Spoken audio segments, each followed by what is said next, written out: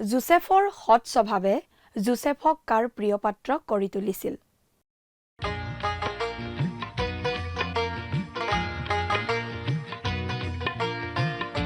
আজিৰে পবিত্ৰ ক্ষণতে উজলি উঠা খ্ৰীষ্টৰ জ্যোতি গ্ৰহণ কৰাই ভক্তি বচন এই মাথোন আমাৰ মিনতি গ্ৰহণ কৰাই ভক্তি বচন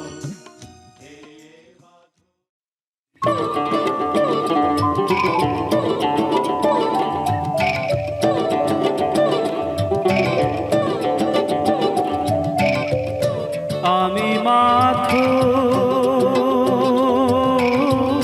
বিপদ দেখা পাম, আমি মাথো বিপদ দেখা পাম, অতি ভবিষ্যৎ যে প্রভু বথা নাই যে ভাঙা আমার বথা নাই যে ভাঙা আমার আর প্রভু বিচারে না নিরূপায় আমি। জয় জয়তে আমাৰ দৰ্শকসকললৈ মহান ত্ৰাণকৰ্তা প্ৰভু যীশুৰ নামত নমস্কাৰ জনাইছোঁ। এই ভক্তিবচন অনুষ্ঠানৰ যোগেৰে আপোনালোকক লগ পাই নথৈ আনন্দিত হৈছোঁ। এই ভক্তিবচন অনুষ্ঠান হৈছে ধাৰাবাহিক বাইবেল অধ্যয়নৰ অসমীয়া অনুষ্ঠান। গোটেই বাইবেল শাস্ত্ৰখনে আমি ইয়াত অধ্যয়ন কৰিম।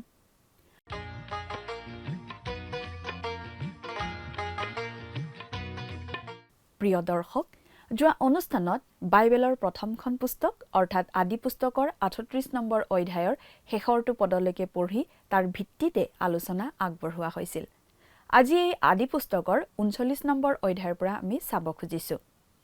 জাকোবৰ পুত্ৰ ১২ জনৰ ভিতৰত জোচেফ আছিল অলপ ব্যতিক্ৰম আৰু স্বাভাৱিকতে জোচেফলৈ ককায়েকহঁতৰ বৰ হিংসা আছিল। তদুপৰি জোচেফে এটা সপোন দেখিছিল। সেই সপোনৰ কথা তেওঁৰ ককায়েকহঁতৰ আগত কোৱাত ককায়েকহঁতৰ মনত জোচেফলৈ হিংসাৰ ভাৱ জাগি উঠিছিল আৰু অন্যায় কৰাৰ সুযোগ বিচাৰি আছিল। জোচেফক পিতাকৰ পৰা আঁতৰত অকলে পাই ককায়েকহঁতে জোচেফক বধ কৰিব খুজিছিল যদিও ৰুবেনৰ হস্তক্ষেপত জোচেফৰ প্ৰাণ ৰক্ষা পৰিছিল। কিছুমান বণিক সেইপিনে আহি থকা দেখি ককায়েকহঁতে সেই বণিকবোৰৰ ওচৰত জোচেফক বিক্ৰী কৰি দিছিল। সেই বণিকবোৰ মিছৰলৈ গৈ মিছৰৰ ফৌৰন ৰজাৰ বিষয়া ৰক্ষক সেনাপতি পুতিফৰৰ ওচৰত জোচেফক বিক্ৰী কৰি দিলে। সম্পূৰ্ণ নিৰপৰাধী জোচেফৰ জীৱনলৈ সাময়িকভাৱে এক দুৰ্যোগ নামি আহিল আৰু সেই পুতিফৰৰ ঘৰত জোচেফৰ এটা নতুন জীৱন আৰম্ভ হ'ল। সম্পূৰ্ণ অপ্ৰত্যাশিতভাৱে জোচেফ সেই পৰিস্থিতিত পৰিল। একমাত্ৰ ককায়েকহঁতৰ হিংসাৰ চিকাৰ হয়। কিন্তু ঈশ্বৰ জোচেফৰ সংগী আছিল আৰু সেয়ে জোচেফ সেই মিছৰত অতি আচৰিত ধৰণে উন্নতিৰ পথেৰে আগবাঢ়ি গৈ থাকিল আৰু এটা বিশেষ উদ্দেশ্যতহে আচলতে জোচেফক আগতীয়াকৈ মিছৰলৈ যাবলগীয়া অৱস্থা এটাৰ সৃষ্টি কৰিছিল। সেই কথা আমি পাছত দেখিবলৈ পাম। আহকচোন এতিয়া মিছৰত জোচেফৰ কি হৈছিল সেই বিষয়ে জানিবলৈ আমি ৩৯ নম্বৰ অধ্যায়ৰ মাজেৰে আগবাঢ়ি যাওঁ। প্ৰিয় শ্ৰোতা, আমি এতিয়া আদি পুস্তকৰ ৩৮ নম্বৰ অধ্যায়ৰ বিৰতিৰ পাছত ৩৯ নম্বৰ অধ্যায়ত আকৌ জোচেফৰ কাহিনীলৈ উভতি আহিছোঁ। ৩৮ নম্বৰ অধ্যায়টোক বাইবেলৰ এটা অতি জঘন্য অধ্যায় বুলি ক'ব পাৰি, কাৰণ ইয়াত জিহুদাৰ জীৱনৰ এটা অতি দুখ লগা ঘটনা বৰ্ণিত হৈছে। আমি দেখিবলৈ পাম যে জোচেফ জিহুদাতকৈ সম্পূৰ্ণ বেলেগ। আমাৰ সদায় এনেকুৱা ভাৱ হয় যে জোচেফ আৰু বিন্যামিনে যথেষ্ট পৰিমাণে শিক্ষা, পৰামৰ্শ আৰু ব্যক্তিগত মনোযোগ লাভ কৰিছিল, যিটো আন 10জন পুত্ৰই লাভ কৰা নাছিল। জাকোব কেৱল মাত্ৰ 2জন পুতেকৰ প্ৰতিয়েই আগ্ৰহী আছিল যেন আমাৰ ভাৱ হয়। যোচেফৰ ককায়েকহঁতৰ ঘৃণা আৰু শত্ৰুতাৰ বাবেই তেওঁক দাস হিচাপে বিক্ৰী কৰা হ'ল আৰু যোচেফক মিছৰলৈ লৈ যোৱা হ'ল। এখন বিদেশত থাকিব লগা হোৱা আৰু দাস হিচাপে বেচা যোৱা 17 বছৰ বয়সীয়া ল'ৰা এটাৰ কাৰণে বৰ ভয় লগা ঘটনা। বাহ্যিকভাৱে তেওঁৰ অন্তৰলৈ আশা আনিব পৰা আচলতে একোৱেই নাছিল। যোচেফ দেখাত অতি অভাগা যেন আছিল। আনকি মিছৰতো সকলো তেওঁলৈ ঠিকে চলিব ধৰা যেন হয়। আকৌ কিবা ঘটনা এটা ঘটে। অৱশ্যে সদায় কিবা এটা উদ্দেশ্যতহে তেনেকুৱা ঘটে, যদিও যোচেফৰ বাবে বুজাত অলপ টান হয়। প্ৰিয় শ্ৰোতা, পুৰণি নিয়মত যোচেফতকৈ আন কাৰো জীৱনত ঈশ্বৰৰ পৰিকল্পনা ইমান স্পষ্টকৈ প্ৰকাশ পোৱা আমি দেখা নাই। তেওঁৰ জীৱনৰ প্ৰতিটো ক্ষেত্ৰত ঈশ্বৰৰ হাত সুস্পষ্ট। ঈশ্বৰৰ হস্তক্ষেপ স্পষ্টভাৱে থাকিলেও শাস্ত্ৰমতে যোচেফেই এনে এজন আদিপিতৃ যাক ঈশ্বৰে কিন্তু এবাৰো দেখা দিয়া নাই। ঈশ্বৰে অব্ৰাহাম, ইছহাক আৰু জাকোবক দেখা দিছিল, কিন্তু যোচেফক হ'লে দেখা দিয়া নাছিল। তথাপি আন সকলোতকৈ তেওঁৰ জীৱনতেই ঈশ্বৰৰ নিৰ্দেশনা অধিক স্পষ্টভাৱে দেখা যায়। যোচেফে নিজে এই কথাটো স্পষ্টভাৱে কৈছিল। দেউতাকৰ মৃত্যুৰ পাছত যোচেফৰ ককায়েকহঁতে ভাবিছিল যোচেফে কিজানি তেওঁলোকক আক্ৰমণ কৰিব পাৰে, গতিকে তেওঁলোকে কৰুণা বিচাৰি আহিছিল। কিন্তু যোচেফে কৈছিল তেওঁলোকৰ বিৰুদ্ধে তেওঁৰ একো বিদ্বেষ নাই, আৰু তেওঁ এই বুলি কৈছিল। আদিপুস্তক 50 নম্বৰ অধ্যায়ৰ 20 নম্বৰ পদত চাওক। যোচেফে ককায়েকহঁতক এনেদৰে কৈছিল, তোমালোকে মোৰ বিৰুদ্ধে অনিষ্টৰ কল্পনা কৰিছিলা হয়, কিন্তু এতিয়া যেনেকৈ দেখিছা তেনেকৈ অনেক লোকৰ প্ৰাণ ৰক্ষা কৰা কাৰ্য সিদ্ধ কৰিবৰ অভিপ্ৰায়েৰে ঈশ্বৰে তাক মংগলৰ কল্পনা কৰিলে।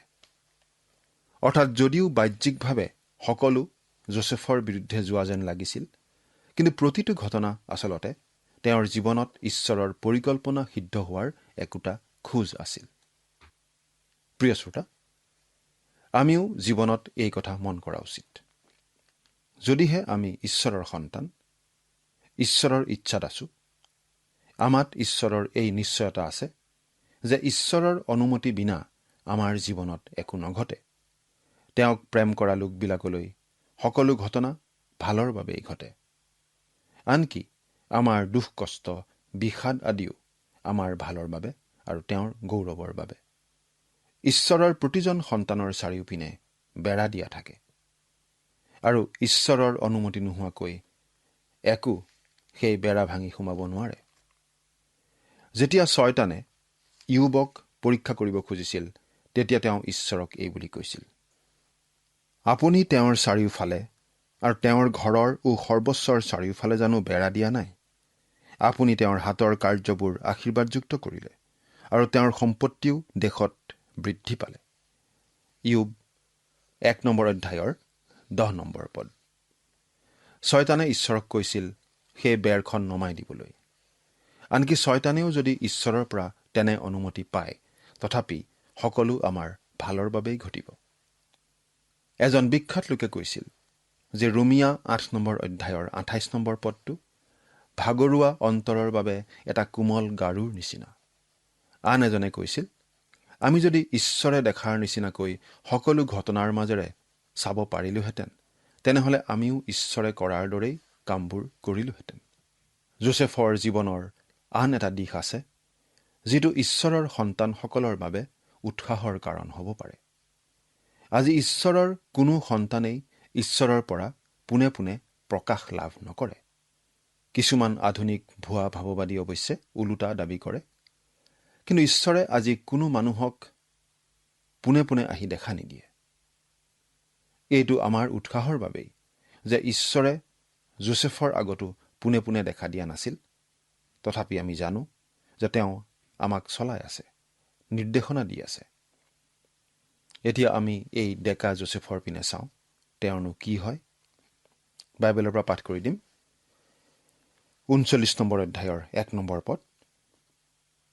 যোচেফক মিছৰলৈ নিয়া হলত যি ইছমাইলীয়াহঁতে তেওঁক লৈ গৈছিল, সিহঁতৰ হাতৰ পৰা এজন মিছৰীয়াই ফৰোন ৰজাৰ বিষয়া ৰক্ষক সেনাপতি পটিফৰে তেওঁক কিনি ল'লে।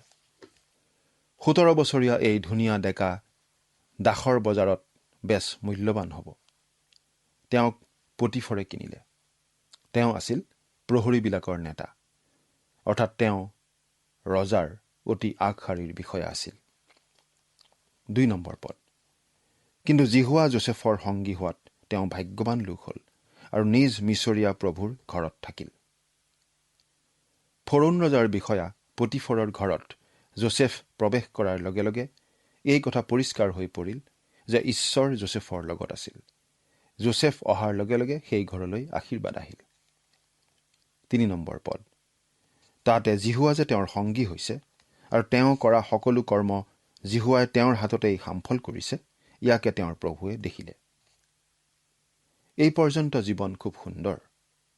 তাৰ পাছত তেওঁলোক সুখে সন্তোষে থাকিল বুলি আপুনি হয়তো ক'ব খুজিব পাৰে, কিন্তু তেনে নহ'ল। এইটো সাধু কথা নহয়, সত্য ঘটনা। ঈশ্বৰৰ সন্তানে এই জগতত প্ৰলোভন, কষ্ট আৰু সমস্যাৰ সন্মুখীন হ'বই লাগিব। যোচেফৰো তেনেকুৱাই হ'ব। 4 নম্বৰ পদ। এতেকে যোচেফে তেওঁৰ দৃষ্টিত অনুগ্ৰহ পাই তেওঁৰ পৰিচাৰক হ'ল। তাতে তেওঁৰ প্ৰভুৱে তেওঁক নিজ ঘৰৰ অধ্যক্ষ পাতি তেওঁৰ যি যি আছিল সকলোকে তেওঁৰ হাতত সোধাই দিলে। ভাবি চাওকচোন প্ৰিয় শ্ৰোতা, যোচেফে যিদৰে সেৱা আগবঢ়ায় তাৰ বাবে তেওঁক সকলো বয় বস্তুৰ দায়িত্ব দিয়া হৈছিল, হয়তো পটিফৰৰ সা সম্পত্তিৰো দায়িত্ব। তেওঁ যোচেফক সকলো কথাতেই বিশ্বাস কৰিছিল। 5 আৰু 6 নম্বৰ পদ। যেতিয়াৰে পৰা তেওঁ যোচেফক নিজ ঘৰ আৰু সৰ্বস্বৰ ওপৰত অধ্যক্ষ পাতিলে, তেতিয়াৰে পৰা জিহুৱাই যোচেফলৈ চাই সেই মিছৰীয়াৰ ঘৰৰ ওপৰত আশীৰ্বাদ কৰিলে। তাতে তেওঁৰ ঘৰত আৰু পথাৰতো যি যি আছিল সেই আটাইৰে ওপৰত জিহুৱাৰ আশীৰ্বাদ থাকিল। এতেকে তেওঁ যোচেফৰ হাতত নিজৰ সৰ্বস্ব এৰি দি নিজে খোৱা আহাৰৰ বাহিৰে আৰু একোৰো বিচাৰ নললে। যোচেফ সুন্দৰ আৰু দেখনীয়াৰ আছিল। পটিফৰে ইমান বিশ্বাস কৰিছিল যে যোচেফৰ পৰা একো হিচাবো খোজা নাছিল। ফৰোনৰ বিষয়া হিচাপে পটিফৰে কেৱল ফৰোনক সন্তুষ্ট ৰখাৰ কথাতেই মূৰ ঘমাইছিল। গতিকে ঘৰৰ সকলো বিষয় যোচেফকেই তেওঁ চাবলৈ এৰি দিছিল। কেৱল খোৱা মেজত বহিছিল, আগত আহাৰ দিয়া হৈছিল, তাৰ বাহিৰে বাকী একো চিন্তা তেওঁ নকৰিছিল। তেওঁ যোচেফক ইমানেই বিশ্বাস কৰিছিল। তাৰ পাছত কি ঘটিল চাওক। 7 নম্বৰ পদ। এইবোৰ ঘটনাৰ পাছত তেওঁৰ প্ৰভুৰ তিৰোতাই যোচেফক চকু দি তেওঁক ক'লে, তুমি মোৰ লগত শয়ন কৰাহি। পটিফৰে যোচেফক সমস্ত ঘৰটোৰ দায়িত্ব দি দিছিল। যোচেফ ব্যস্ত থকাৰ সময়ত পটিফৰৰ ঘৈণীয়েকো ব্যস্ত আছিল পৰিকল্পনা কৰাত। যোচেফ আছিল সুন্দৰ দেখনীয়াৰ ডেকা। হয়তো পটিফৰ বৃদ্ধ আছিল, কাৰণ সেই সময়ত বৃদ্ধ লোকে কম বয়সীয়া ভাৰ্যা গ্ৰহণ কৰা নিয়ম আছিল। তাই যোচেফক দেখি প্ৰলোভিত কৰিব খুজিছিল। 8 আৰু 9 নম্বৰ পদ।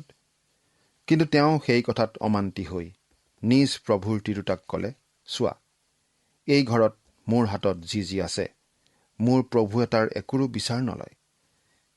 তেওঁ মোৰ হাতত সৰ্বস্ব সোধাই দিলে। এই ঘৰত মোতকৈ বৰ কোনো নাই। তেওঁ নিদিয়াকৈ মোৰ পৰা একোকে ৰখা নাই। কেৱল আপোনাকহে মোক দিয়া নাই, কাৰণ আপুনি তেওঁৰ ভাৰ্যা। এতেকে মই কেনেকৈ এনে মহা দুষ্কৰ্ম আৰু ঈশ্বৰৰ বিৰুদ্ধে পাপ কৰিব পাৰোঁ? দেখিছেনে, এই ডেকাই এই সকলোৰে মাজতো ঈশ্বৰৰ সেৱা কৰি আছিল। যেতিয়া তেওঁ মিছৰলৈ গৈছিল, তেতিয়া বাবিলৰ নিচিনাই সেই দেশ প্ৰতিমা সেৱাৰ ঠাই আছিল। সেই প্ৰতিমা সেৱাৰ ঠাইতো যোচেফে জীৱন্ত আৰু প্ৰকৃত ঈশ্বৰৰ হকে আৰু উচ্চ নৈতিক মানদণ্ডৰ সাক্ষ্য দি আছিল। সেই মহিলাই তেওঁক প্ৰলোভন দেখুৱাওঁতে তেওঁ কৈছিল, মোৰ গৰাকীয়ে আপোনাৰ বাহিৰে সকলোবোৰ মোৰ হাতত গতাইছে। আপুনি তেওঁৰ ভাৰ্যা। বিবাহৰ ক্ষেত্ৰত যোচেফৰ কিমান উচ্চ দৃষ্টিকোণ, সেই কথা মন কৰকচোন। ঈশ্বৰে বিবাহ সমগ্ৰ মানৱ জাতিলৈকে দিছে। যেতিয়া মানুহে বিবাহৰ প্ৰতিজ্ঞালৈ অৱজ্ঞা দেখুৱায়, তেওঁ ঈশ্বৰলৈ অৱজ্ঞা দেখুওৱাৰ নিচিনা হয়। বিবাহৰ প্ৰতিজ্ঞা ভংগ কৰা মানুহে ঈশ্বৰৰ আগত কৰা যিকোনো প্ৰতিজ্ঞা ভংগ কৰিব। আমি এই কথা লক্ষ্য কৰি আহিছোঁ যে বিবাহ বিচ্ছেদ কৰা মানুহে, অৰ্থাৎ বিশ্বাসঘাতকতা কৰা লোক, ঈশ্বৰৰ পৰা ইমান আঁতৰি যোৱা দেখা যায় যে তাতকৈ বেছি আঁতৰি কম মানুহেই যাব পাৰে, আৰু এনে ঘটনা প্ৰায়েই দেখা যায়। ইয়াত যোচেফ ঈশ্বৰৰ প্ৰতি বিশ্বাসী হ'বলৈ চেষ্টা কৰিছে। তেওঁৰ দৃষ্টিভংগী অতি উচ্চ খাপৰ আছিল, কিন্তু তেওঁ জীৱন্ত আৰু প্ৰকৃত ঈশ্বৰৰ সেৱা কৰিবলৈ চেষ্টা কৰাৰ বাবে তেওঁৰ জীৱনলৈ কি আহিল মন কৰকচোন। 10 নম্বৰ পদ। তাই দিনে দিনে যোচেফক এই কথা কৈ কৈ থকাটো, তাইৰে সৈতে শয়ন কৰিবলৈ বা তাইৰ ওচৰতে থাকিবলৈ তাইৰ কথাত তেওঁ মান্তি নহ'ল।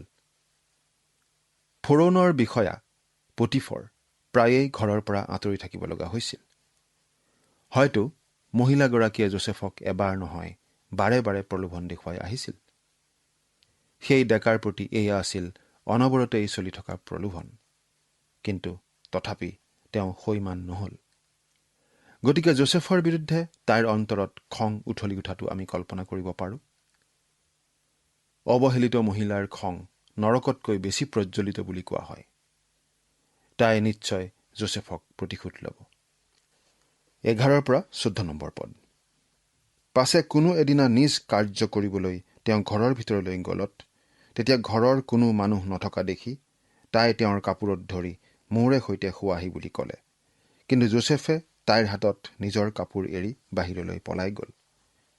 তেতিয়া তাইৰ হাতত যোচেফে নিজে কাপোৰ এৰি বাহিৰলৈ পলাই যাবৰ দেখি তাইৰ ঘৰৰ মানুহবোৰক মাতি সিহঁতক ক'লে, চোৱাচোন, আমাৰে সৈতে হহামতা কৰিবলৈহে তেওঁ এটা ইব্ৰিয়া মানুহ আমাৰ ইয়ালৈ আনিছে। সি মোৰ লগত শুবৰ নিমিত্তে মোৰ ওচৰলৈ আহিছিল, তাতে মই বৰকৈ চিঞৰ মাৰিলোঁ।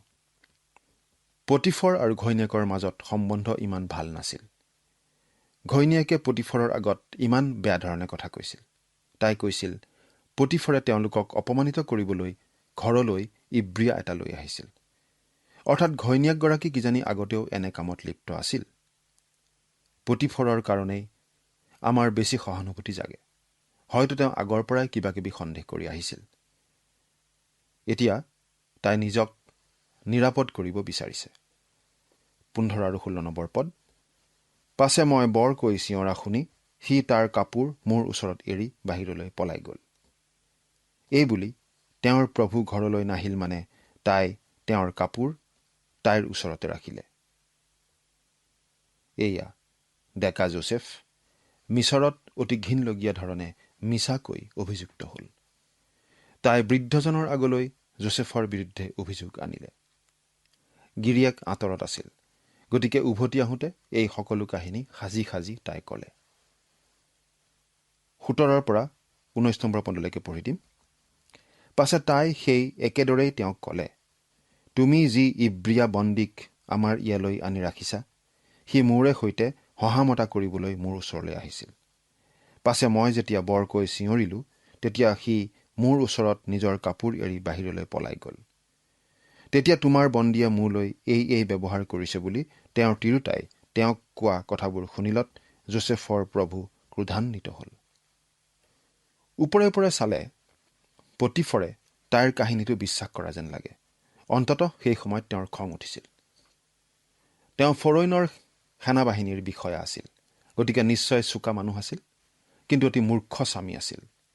আমি ভাবোঁ তেওঁ ঘৈণীয়েকক ভালদৰে চিনি পাইছিল আৰু যোচেফক বন্দীশালত পেলাই থৈ গোটেই ঘটনাটো পাহৰি পেলোৱাই ভাল বুলি হয়তো ভাবিছিল। এই মহিলাগৰাকীক বিয়া কৰোৱাৰ বাবে সেই মানুহজনৰ প্ৰতি আমাৰ দুখহে লাগে। আমি ভাবোঁ ঘৈণীয়েকে আগতে বহুবাৰ বিশ্বাসঘাতকতা কৰিছিল আৰু তাইৰ আন এটা মাত্ৰ চিকাৰ আছিল যোচেফ। কিন্তু যোচেফৰ ক্ষেত্ৰত কাম হাচিল নহ'ল, গতিকে তাই যোচেফক এনেদৰে অভিসন্ধি কৰি ফচালে। 20 নম্বৰ পদ। তাতে যোচেফৰ প্ৰভুৱে তেওঁক ধৰি নি যি বন্দীশালত ৰজাৰ বন্দীবোৰ ৰাখে সেই বন্দীশালত তেওঁক বন্ধ কৰি থলে। এইদৰে তেওঁ বন্দীশালতে থাকিল। এওঁৰ সঁচাই দুৰ্দিন চলিছে, নহয়নে বাৰু? ঘৰত তেওঁ আছিল সেই বহুৰঙী পোছাক পিন্ধা দেউতাকৰ প্ৰিয় সন্তান। কিন্তু ককায়েকহঁতে পোছাক কাঢ়ি তেওঁক খালত পেলাই দিলে। সিহঁতে কেইজনমান বেপাৰীৰ লগত কথা পতা তেওঁ শুনিলে। তাৰ পাছত তেওঁক মিছৰত আনি বিক্ৰী কৰা হ'ল। তেওঁ মাত্ৰ 17 বছৰীয়া আছিল। আমি ভাবোঁ তেওঁ নিশ্চয় বহু নিশা চকু পানীৰে গাৰু তিয়াইছিল। নিশ্চয় ঘৰলৈ সঘনাই মনত পৰিছিল। এতিয়া তেওঁ নতুন স্থান এটা পাব ধৰিছিল, কাৰণ তেওঁ আছিল সমৰ্থবান আৰু চকুত লগা। তাৰ পাছত পতিফৰৰ ঘৈণীয়েকে তেওঁক প্ৰলোভিত কৰিলে পাপ কৰিবলৈ। তেওঁৰ উন্নত নৈতিক মানদণ্ডই তেনে কৰাৰ পৰা তেওঁক বিৰত কৰিলে। ফলস্বৰূপে তাই তেওঁক ভুৱা অভিযোগত অভিযুক্ত কৰিলে। বেচেৰাৰ একো আশা নাই যেন হ'ল। প্ৰিয় শ্ৰোতা, আমি মনত ৰখা উচিত যে যদিও যোচেফক উচ্চ পদবী দিয়া হৈছিল, তথাপি তেওঁ দাসেই আছিল। পতিফৰৰ ভাৰ্যা মানে কৈশোৰৰ ভাৰ্যাৰ নিচিনাই হ'লহেঁতেন। তেওঁৰ বিষয়ে কোনেও এষাৰো ক'ব নোৱাৰে। গতিকে তাইৰ কথাই গৃহীত হ'ব। বেচেৰা যোচেফ, তেওঁ আনকি মুখ মেলাৰো প্ৰয়োজন নাই। তেওঁ নিজৰ সমৰ্থনত কিবা কোৱাৰ আগতেই তেওঁক দোষী ঘোষণা কৰা হ'ল। তেওঁক লগে লগে বন্দীশালত থোৱা হ'ল, য'ত ফৰৌনৰ বন্দীবোৰ থোৱা হয়। 21 পৰা 23 নম্বৰ পদ। কিন্তু জিহুৱাই যোচেফৰ সংগী হৈ তেওঁলৈ দয়া কৰি তেওঁক বন্দীশালৰ অধ্যক্ষৰ অনুগ্ৰহ প্ৰাপ্ত কৰিলে। তাতে সেই বন্দীশালৰ অধ্যক্ষই বন্দীশালত থকা আটাইবোৰ বন্দীক যোচেফৰ হাতত সোধাই দিলে। তেতিয়া সিহঁতৰ সকলো কাৰ্য যোচেফৰ আজ্ঞা অনুসাৰে চলিবলৈ ধৰিলে। বন্দীশালৰ অধ্যক্ষই তেওঁৰ হাতত থকা কোনো বিষয়ৰ বিচাৰ নললে, কিয়নো জিহুৱা তেওঁৰ সংগী আছিল, আৰু তেওঁ কৰা সকলো কৰ্মকে জিহুৱাই সামফল কৰিলে। এই যুৱকজনৰ জীৱনত ঈশ্বৰৰ হাতৰ স্পষ্ট প্ৰকাশ আমি দেখোঁ। কিন্তু সেই সকলোৰে মাজতো অতি ভয়ানক ঘটনাবোৰ তেওঁলৈ ঘটি আছিল। এতিয়া তেওঁ নিজকে পাইছে বন্দীশালৰ মাজত। সাধাৰণ মানুহ এজনৰ বাবে কথাটো যে কিমান হতাশাজনক হ'লহেঁতেন। কিন্তু মন কৰিবলগীয়া কথা এইয়ে যে প্ৰভু যোচেফৰ লগত আছিল। আন আদিপিতৃৰ নিচিনাকৈ তেওঁৰ আগত যদিও ঈশ্বৰে দেখা দিয়া নাছিল, তেওঁলৈ কিন্তু কৰুণা প্ৰদৰ্শন কৰিছিল। প্ৰথমতে তেওঁ বন্দীশালৰ অধিকাৰীৰ মনত ক্ৰিয়া কৰি যোচেফৰ প্ৰতি তেওঁৰ মন সদয় কৰিছিল। যদিও যোচেফ ধুনীয়া আছিল, সমৰ্থবান আছিল, ঈশ্বৰ লগত নথকা হ'লে এইবোৰ একো কামত নাহিলহেঁতেন। ঈশ্বৰ তেওঁৰ লগত আছে আৰু তেওঁক পৰিচালিত কৰি আছে। পৰিস্থিতিবোৰৰ আঁৰত থাকি হস্তক্ষেপ কৰি আছে। সেই সকলো অভিজ্ঞতাই আচলতে তেওঁৰ জীৱনত বিশেষ এটা উদ্দেশ্য পৰিপূৰ্ণ কৰাৰ প্ৰতিহে আগবঢ়াই লৈ গৈ আছিল। যোচেফে এইটো জানিছিল, আৰু এই কথাটোৱেই তেওঁক এটা আশাৰ মনোভাৱ, এটা উৎসাহ আনি দিছিল। পৰিস্থিতিয়ে যোচেফক দমাব পৰা নাছিল। তেওঁ পৰিস্থিতিৰ ঊৰ্ধত বাস কৰিছিল। এজন বন্ধুৱে মোক কয়, মোৰ সমস্যা এইয়ে যে পৰিস্থিতিবোৰ মোৰ মূৰৰ ওপৰতে থাকে। আমি ভাবোঁ আমাৰ বহুতেই তেনেদৰে জীৱন কটায়। কিন্তু যোচেফে পৰিস্থিতিৰ ঊৰ্ধত থাকি জীৱন কটাইছিল। প্ৰভু তেওঁৰ লগত আছিল। তেওঁ জীৱনত ঈশ্বৰৰ হাত চিনি পাইছিল। গতিকে তেওঁ হতাশ হোৱা নাছিল। হতাশা শয়তানৰ এটা অতি চোকা অস্ত্ৰ, হতাশ আৰু অসন্তুষ্টি। এই ডেকা যোচেফে কিন্তু সেই সকলো পৰিস্থিতিৰ ওপৰত উঠিছিল। তেওঁ আমাক ইব্ৰী পুস্তকৰ এই শাস্ত্ৰাংশ মনত পেলাই দিয়ে। ইব্ৰী 12 নম্বৰ অধ্যায়ৰ 11 নম্বৰ পদ। সকলো শাস্তি উপস্থিত সময়ত আনন্দৰ বিষয় নহয়, কিন্তু দুখৰ বিষয় যেন দেখা যায়। তথাপি পাছত তাৰ দ্বাৰাই অভ্যাস পোৱা মানুহবিলাকক ধাৰ্মিকতাৰ শান্তিযুক্ত ফল দিয়ে। এয়া ইব্ৰী 12 নম্বৰ অধ্যায়ৰ 11 নম্বৰ পদ। নিঃসন্দেহে প্ৰভুৰ অনুশাসনে এই যুৱকজনৰ জীৱনত ধাৰ্মিকতাৰ শান্তিযুক্ত ফল উৎপন্ন কৰিব। প্ৰিয় শ্ৰোতা, যোচেফৰ জীৱনৰ এই ঘটনাবোৰে এই কথাই প্ৰকাশ কৰে যে প্ৰত্যেক মানুহৰ মূল্য নাই, দাম নাই। ছয়তানে মূল্য থকা বুলি কয়, কিন্তু বহুতো মানুহক ছয়তানে কোনো দাম দি কিনিব নোৱাৰে, মূল্য দিব নোৱাৰে। আৰু যোচেফো তেনেকুৱা এজন মানুহ। ইয়োব আছিল তেনে আন এজন মানুহ। পাচনি পৌলো তেনে আন এজন মানুহ। তেওঁলোকক কোনো মূল্যৰ বিনিময়তেই ছয়তানে কিনিব নোৱাৰে। ছয়তানে মানৱ জাতিক ঘিণ কৰে। কিন্তু এনেকুৱা আৰু আন বহুতো মানুহক ছয়তানে কিনিব নোৱাৰে। যোচেফ বন্দীশালত থকাটো ঈশ্বৰৰ ইচ্ছানে বাৰু? হয় প্ৰিয় শ্ৰোতা, যোচেফ বন্দীশালত থকাটো যে প্ৰয়োজনীয় আছিল সেই কথা আমি 5 অধ্যায়তেই বুজি পাম। বিশেষ উদ্দেশ্যতহে ঈশ্বৰে যোচেফক তেনেদৰে বন্দীশাললৈ যাবলৈ এৰি দিছিল। প্ৰিয় শ্ৰোতা, যদিহে আমি প্ৰভু যীশুত বিশ্বাস কৰি চলিবলৈ শিকিছোঁ, তেওঁক প্ৰেম কৰি চলিছোঁ, তেনেহ'লে আমাৰ জীৱনত যিয়েই নঘটক কিয় সেই সকলো তেওঁৰ ইচ্ছা অনুসাৰে ঘটা বুলি আৰু আমাৰ ভাললৈ ঘটা বুলি আমি নিশ্চিতভাৱে ক'ব পাৰোঁ। এই কথাবোৰ আপুনি চিন্তা কৰি চাইছেনে? ঈশ্বৰে আপোনাক আশীৰ্বাদ কৰক। আমেন।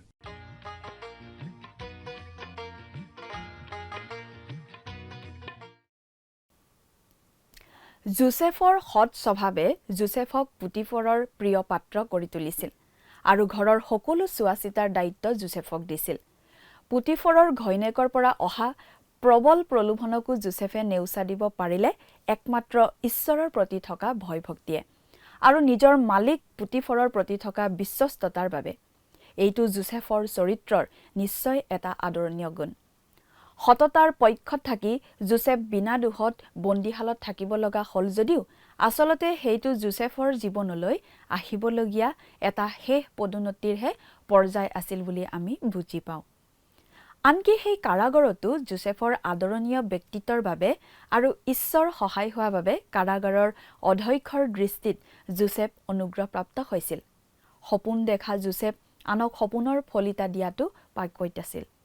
সেই বিষয়ে আমি পৰৱৰ্তী অনুষ্ঠানত পঢ়িবলৈ পাম। পৰৱৰ্তী অনুষ্ঠানত পুনৰ লগ পোৱাৰ আশাৰে আজিলৈ ইমানতে সামৰিব খুজিছোঁ। আহকচোন সামৰণিত খন্তেক প্ৰাৰ্থনাত মূৰ দুৱাওঁ। স্বৰ্গত থকা অতি মৰমীয়াল দয়ালু পিতৃ ঈশ্বৰ, ধন্য হওক প্ৰভু তোমাৰ নাম। প্ৰভু তোমাৰ পবিত্ৰ বাক্য অধ্যয়নৰ যি সুন্দৰ সময় তুমি প্ৰত্যেককে দান কৰিলা, তাৰ বাবে প্ৰভু তোমাক ধন্যবাদ জনাওঁ। বিশেষকৈ প্ৰভু তোমাৰ যি পবিত্ৰ বাক্য আমি এই সময়তে অধ্যয়ন কৰিলোঁ আৰু এই অধ্যয়নৰ যোগেদি আমি যি যোচেফৰ জীৱনৰ বিষয়ে গম পাইছোঁ পিতৃ, তেওঁ যেনেকৈ তেওঁৰ জীৱনত বিভিন্ন সমস্যা আহিছিল যদিও কিন্তু তোমাক যি বিশ্বাস আৰু ধৈৰ্যৰে প্ৰভু বাট চাইছিল, তেনেদৰে প্ৰভু আমাৰ জীৱনতো অহা সেই সকলো সমস্যাৰ বাধাবোৰ প্ৰভু নেওচি কিন্তু তোমাতে বিশ্বাস ৰাখি তোমাক যাতে ধৈৰ্যৰে বাট চাই প্ৰভু আমিও যাতে সেইমতে চলি যাব পাৰোঁ, তেনে আশীৰ্বাদ প্ৰভু তুমি আমাৰ প্ৰত্যেকৰ জীৱনত পিতা দান কৰা। এই সকলো যাচনা মহান ত্ৰাণকৰ্তা প্ৰভু যীশুখ্ৰীষ্টৰ নামত অৰ্পণ কৰিলোঁ। আমেন। যোৱা অনুষ্ঠানত প্ৰচাৰিত প্ৰশ্নটিৰ শুদ্ধ উত্তৰটো হৈছে অপশ্যন ডি জিহুদা। আজিৰ অনুষ্ঠানৰ ওপৰত আধাৰিত প্ৰশ্নটি হৈছে যোচেফক বিক্ৰী কৰাৰ সময়ত তেওঁৰ বয়স হৈছিল option A 17, option B 18, option C 19, option D 20। প্ৰিয় দৰ্শক, আজিৰ প্ৰশ্নৰ সঠিক উত্তৰটো আজি সন্ধিয়া 6 বজাৰ আগেয়ে আপোনাৰ নাম আৰু ঠিকনাৰে সৈতে আমালৈ 7429840242 নম্বৰত SMS নাইবা হোৱাটছআপৰ যোগে প্ৰেৰণ কৰক। প্ৰিয় দৰ্শক, আপুনি যদি আমাৰ এই অনুষ্ঠানৰ যোগেদি আশীৰ্বাদপ্ৰাপ্ত হৈছে আৰু আমাৰ লগত কথা পাতিবলৈ বিচাৰিছে বা আপোনাক প্ৰাৰ্থনাৰ সহায়ো পৰামৰ্শ লাগে, তেন্তে আমালৈ 7429840242 এই নম্বৰত পোনপটীয়াকৈ ফোন কৰিব পাৰিব। ধন্যবাদ।